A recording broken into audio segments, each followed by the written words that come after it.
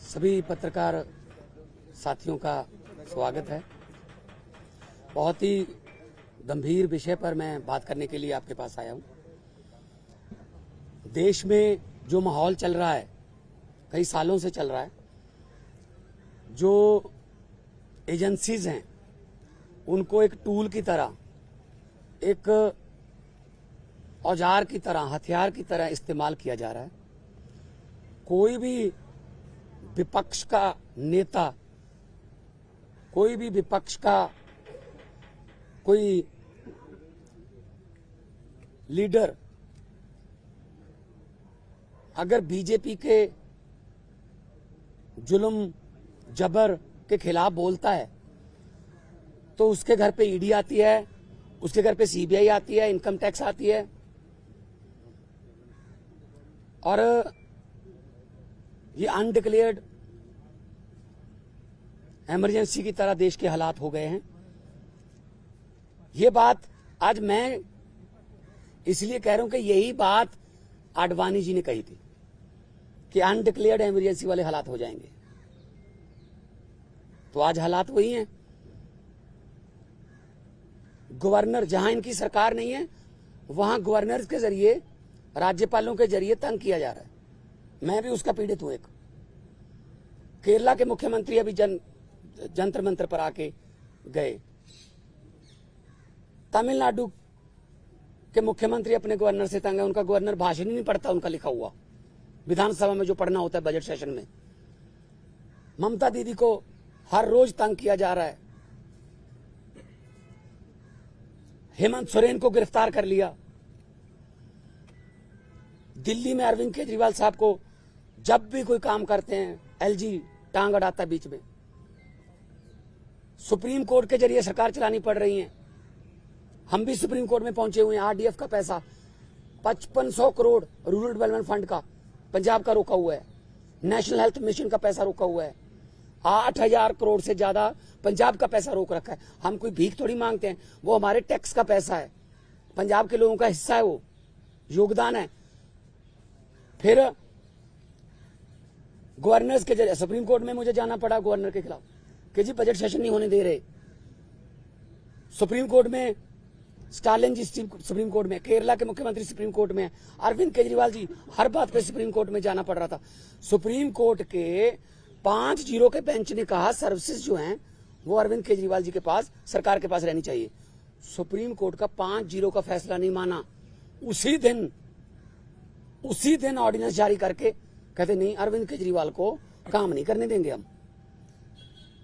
क्या अस्पताल बनाने वाला, आज दिल्ली में अस्पताल बनाने वाला, जिसने पूरे देश में हेल्थ क्रांति लेके आई, पैरासीटामोल की छोटी सी टैबलेट से लेके 40-50 लाख जो टेस्ट हैं फ्री हैं। आप लोग भी जाते होंगे, आपके रिश्तेदार, भगवान ना करे कोई ऐसी बीमारी हो। अस्पताल बनाने वाला जेल के अंदर सत्येंद्र जैन। दिल्ली में स्कूल बनाने वाला, जिसने लाखों बच्चे, गरीबों के बच्चे नीट, एमबीबीएस, आईआईटी में जाने योग्य कर दिए, मनीष सिसोदिया जेल के अंदर है। राज्यसभा में मोदी जी के खिलाफ उठ के बोलने वाला संजय सिंह अंदर है। अभी अरविंद केजरीवाल साहब को ले गए। मतलब मुझे समझ नहीं आती कि देश में लोकतंत्र है कहां है। टीवी पत्रकार कोई अगर ऐसी रिपोर्टिंग कर दे, पत्रकार को पकड़ के लेके जाते हैं। कोई यूट्यूबर के बारे में, कोई यूट्यूब वाला कोई बोल दे कुछ, उसके लिए कानून लेके आए, ये आपका कंटेंट जो है ये भड़काऊ है, हेट स्पीच माना जाएगा इसको। सबसे ज्यादा हेट स्पीच कौन देता है देश में? सबसे ज्यादा हेट स्पीच बीजेपी वाले देते हैं। गोली मारो, ये आतंकवादी हैं, इनको वोट दोगे तो आपके घरों में आएंगे। मतलब ये हेट स्पीच तो ये है ना। हम तो काम की राजनीति करते हैं, हम नाम की राजनीति नहीं करते। मैं पंजाब का 2 साल हो गए मुख्यमंत्री बने हुए। 2 साल में 43,000 सरकारी नौकरी देके आपके सामने खड़ा हूं। 2 साल में हमने 829 आम आदमी क्लिनिक बना दिए। 1.25 करोड़ से ज्यादा लोग वहां पे आके दवाई लेके ठीक होके चले गए। क्या ये काम नहीं करनी चाहिए हमें? वो आम आदमी क्लिनिक को बंद कराने के लिए नेशनल हेल्थ मिशन का पैसा रोक रखा है। ये ना बनाओ जी। फिर 26 जनवरी की परेड में पंजाब की झांकी नहीं हुई। क्यों जी? आजादी में 80% योगदान हमारे बुजुर्गों का, हमारे पुरखों ने कुर्बानियां दी। और 15 अगस्त और 26 जनवरी आप पंजाब के बिना मना लोगे? कैसे मना लोगे? How dare you are. किसने, वो होते कौन है शहीद भगत सिंह की झांकी को, जिसमें शहीद भगत सिंह, करतार सिंह सराभा, लाला लाजपत राय, मदन लाल ढींगरा, जलियांवाले बाग का कांड, जिसमें वो थे झांकी में, उनको रिजेक्ट करने वाले ये कौन होते हैं? ये भगत सिंह से बड़े हो गए, जिन्होंने देश लेके दिया, अब उन्हीं के खिलाफ कर रहे हैं। मुझे तो ये शक है, अगर इनका बस चले तो ये राष्ट्रीय गीत जन गण मन से पंजाब का नाम निकाल देंगे। अगर इनका बस चले तो इतनी नफरत करते हैं ये पंजाब को। और पंजाब वो है जो पूरे देश का पेट भी पालता है। 532 किलोमीटर हमारा बॉर्डर है पाकिस्तान के साथ। हमारे बेटे आज कारगिल से लेके पंजाब के लड़के खड़े हैं सीना तान के। कोई भी दुश्मन की तरफ से कोई गोली आती है, सबसे पहले पंजाबियों का सीना है। तो ये इतना हमें नफरत करते हैं। अब अरविंद केजरीवाल ने क्या किया? हम कहते रहे कि ये गिरफ्तार करेंगे, बहाना ढूंढ रहे हैं। मुझे ये बता दीजिए टाइमिंग क्या है? ये क्या चाहते हैं? विपक्ष का कोई भी नेता इस इलेक्शन में चुनाव प्रचार ना कर पाए। ये इलेक्शन छीनना चाहते हैं। 3 दिन पहले रशिया में क्या हुआ? 88% वोट पुतिन। 2030 तक, आगे 40 तक भी जाएगा। और जो 12% है वो खराब हुई वोट है, उनके खिलाफ नहीं वोट डाल सकता कोई। तो ये भी तो पुतिन के रास्ते पर ही चल रहे हैं। फिर ये डिक्टेटरशिप है। आप रात को 8 बजे आ जाओ घर, 9 बजे तक सर्च करते रहो, उसके बाद ले जाओ, फिर देखते हैं बाद में रिमांड मांगेंगे, ये करेंगे वो करेंगे। अरे एक देशभक्त बंदा है वो। अगर पैसे कमाने होते, IRS ऑफिसर है Arvind Kejriwal, commissioner income tax का, उनकी पत्नी भी IRS commissioner, Indian revenue service में। पैसे कमाने होते तो अपनी अच्छी भली नौकरी क्यों छोड़ते? तो इनको यही लगता रहता है कि हमारी तरह सारे ही, देखो साधु को सभी लोग साधु लगते हैं, चोर को सब चोर लगते हैं। इनके इलेक्ट्रिक बॉन्ड का क्या हुआ? 8,000 करोड़ के आसपास जब इलेक्ट्रिक बॉन्ड निकले हैं, कहते वो तो चंदा है। अच्छा, अगर कोई अच्छे काम करे कहते नहीं तेरा धंधा है। अभी मैं परिवार से मिलके आया हूं, बेटा और बेटी हैं, आगे के एग्जाम देने हैं उन्होंने, किसी मिलने जाना है, कोई किताबें सिलेबस की, उनको बाहर नहीं निकलने दे रहे। रिश्तेदारों के फोन आ रहे हैं, ये पुलिस से परमिशन लेनी पड़ रही है कि सर प्लीज इनको भेज दो अंदर। नहीं जी, 2 बंदों को ही भेजेंगे, ये 4 हैं। हद है। बच्चों का क्या कसूर है जी? उनकी पत्नी का क्या कसूर है जी? तो ये सब कोई इनका किसी, मुझे ये बता दीजिए किसकी मानते हैं ये? सुप्रीम कोर्ट की मानते हैं? नहीं मानते। इलेक्शन कमीशन की मानते हैं? नहीं मानते। CBI की मानते हैं? नहीं मानते। नीति आयोग की मानते हैं? नहीं मानते। ये तो कमाल है। मतलब मैं ही मैं, हर जगह मैं ही मैं। सो ये बहुत ही निंदनीय है। आम आदमी पार्टी अब छोटी पार्टी नहीं है। 10 साल में राष्ट्रीय पार्टी बन गई। 10 साल में 2 राज्यों में हमारी सरकारें हैं। 10 हमारे राज्यसभा के मेंबर हैं, 1 हमारा लोकसभा का मेंबर है, 5 MLA हमारे गुजरात में हैं, 2 MLA हमारे गोवा में हैं, मध्य प्रदेश में सिंगरौली में हमारी मेयर है, और चंडीगढ़ का मेयर हमारा है। और वो तो पता होगा ना चंडीगढ़ का मेयर कैसे बना? फिर वो तो पता ही होगा ना कि ये डेमोक्रेसी है। फिर कैसे गिन रहा था वो? 36 वोट गिनने थे, 36 वोट गिनने थे, 36 वोट, कैमरे लगे हुए थे। कैसे गिन रहा था? ऐसे वोट देख के। जब सुप्रीम कोर्ट गए तो जस्टिस साहब ने कहा कि दिखाइए कहां है वोट, ये वो 8 के 8 वोट उन्होंने वैलिड करार दिए। और पहली बार हुआ है जुडिशियल हिस्ट्री में कि कोई मेयर का नाम सुप्रीम कोर्ट ने जारी कर दिया कि ये मेयर होगा। तो अगर 36 वोट में से 8 वोट खराब कर दिए, मतलब ऑलमोस्ट 25%। मुझे इस बात का कोई हैरानी या खुशी नहीं है कि हमारा मेयर बन गया। मुझे इस बात की बहुत चिंता है कि 36 वोट में से 8 खराब कर दिए। अभी 4 जून को 92 करोड़ वोट गिने जाएंगे, उनमें क्या करेंगे? ये वोट कहीं डलता है, जाता कहीं और है, जीतता कोई और है। ये इन्होंने इलेक्शन को ऐसे समझ रखा है जैसे बस अब हमारा ही काम है। हम कहते रहे, पिछली बार भी अरविंद केजरीवाल जी ने कहा था कि अगर ये आ गए ये संविधान बदल देंगे, और बाबा साहब का, डॉक्टर भीमराव अंबेडकर जी का संविधान बचाना है। अभी जो देश में चल रहा है पूरी दुनिया देख रही है, उसको सबको पता है। लेकिन ऐसे किसी पड़ोसी या किसी विदेशी राष्ट्रपति से कहलवा लेना कि you are the most famous prime minister of the world. और अभी किसानों की समस्या थी, हरियाणा के बॉर्डर पे रोक लिया। पत्रकारों ने मुझसे पूछा, मैंने कहा जी, वो कहते दिल्ली क्यों आते हैं किसान? मैंने कहा जी मोदी जी दिल्ली क्यों आए फिर अहमदाबाद छोड़ के? कहते जीत के आए हैं। मैंने कहा जो जहां जीत के आएंगे वो देश का राज करने के लिए, तो वहीं पे आएगा सारा देश, उनको दिल्ली क्यों नहीं आने देते? मैं लाहौर भेजूं उनको? लाहौर से ज्यादा तारें लगा दी थी, लाहौर वाले बॉर्डर पे पाकिस्तान ने तार नहीं लगाई हुई, हमारे वालों ने लगाई हुई है, उनको क्या जरूरत है? कहते अपनी तरफ लगा लो। तो ये किसानों की समस्या तो हल नहीं करते। टीवी पे ऐड आती है, पापा यूक्रेन और रशिया का युद्ध रुकवा दिया मोदी जी ने। अच्छा, आप उनके युद्ध रुकवा सकते हो, अपने किसानों से बात नहीं कर सकते 200 किलोमीटर? कमाल है, हद है।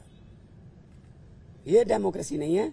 मैं आपके जरिए, आपके टीवी कैमरों के जरिए करोड़ों लोगों को ये कहना चाहता हूं, आम आदमी पार्टी जो है वो चट्टान की तरह अरविंद केजरीवाल जी के साथ खड़ी है। अरविंद केजरीवाल को तो गिरफ्तार कर लोगे, उसकी सोच को कैसे गिरफ्तार करोगे? अरविंद केजरीवाल एक व्यक्ति नहीं है, अरविंद केजरीवाल एक सोच है। हम चट्टान की तरह उनके साथ, मैं भी अपना काम छोड़ के आया उनके लिए। उन्होंने जब दिया न्योता पूरे देश को कि अच्छी राजनीति करने के लिए मुझे अच्छे बंदे चाहिए, तो मेरे जैसे लोग, अगर मैं आर्टिस्ट था, फेमस आर्टिस्ट था, मुझे क्या जरूरत थी? मुझे भी बीच बीच में गालियां देते रहते हैं, बीजेपी वाले गालियां देते रहे, कांग्रेस। मतलब असल में क्या है, इनको दुख इस बात का है कि आम घरों से बेटे बेटियां जीत कर हमारी कुर्सियों पर क्यों बैठ गए, ये पंगा है। मान साहब, आप कह रहे हैं कि सीएम के तहत पार्टी और सरकार का दिल्ली में क्या होगा? मुख्यमंत्री बदले जाएंगे, पार्टी के चीफ बदले जाएंगे या वही रहेंगे? नहीं, पार्टी के ऊपर बड़ा संकट है। और कोई संकट नहीं है। पार्टी देखो, हम वो पत्ते नहीं जो शाख से टूटकर गिर जाएंगे। आंधियों को कह दो अपनी औकात में रहें। सो पार्टी कुछ नहीं हुआ, पार्टी और मजबूत होकर निकलेगी। मैं आपको कह रहा हूं कि अरविंद केजरीवाल एक व्यक्ति नहीं, एक सोच है। इतने 10 सालों में देश में करोड़ों केजरीवाल पैदा हो चुके हैं, उनको कहां गिरफ्तार करोगे? सारे बढ़ाएंगे हम मिलके। बीजेपी की तरफ से कहा जा रहा है कि पंजाब में आम आदमी पार्टी टूट जाएगी, यूनिट अलग हो जाएगा, दिल्ली में सरकार गिर जाएगी, इस तरह के स्पेकुलेशंस को। देखो भाई साहब, जब इनको सोचना ही इन्होंने दिन रात यही है, किसकी सरकार गिरानी है, किसकी तोड़नी है, किसके एमएलए खरीदने हैं, अभी तक यही तो करते आए हैं। जहां पे जीतते नहीं वहां खरीद लेते हैं, जहां पे इलेक्शन से नहीं जीते वहां बाई इलेक्शन से जीत जाते हैं। 30 बंदों से इस्तीफा ले लो, फिर बाई इलेक्शन करवा लो, हाउस की संख्या कम करके सुबह 4 बजे गवर्नर को जगा लो कि ओथ करवा, एक बार ओथ करवा। ये तो ट्रंप ने मेरे ख्याल में सलाह नहीं पहले मांगी होगी, वरना ट्रंप को भी पिछली बार ये ओथ दिलवा लेते कि एक बार तू ओथ ले, बाकी बाद में अमित शाह जी को भेज देंगे, वहां ठीक कर लेंगे। देखो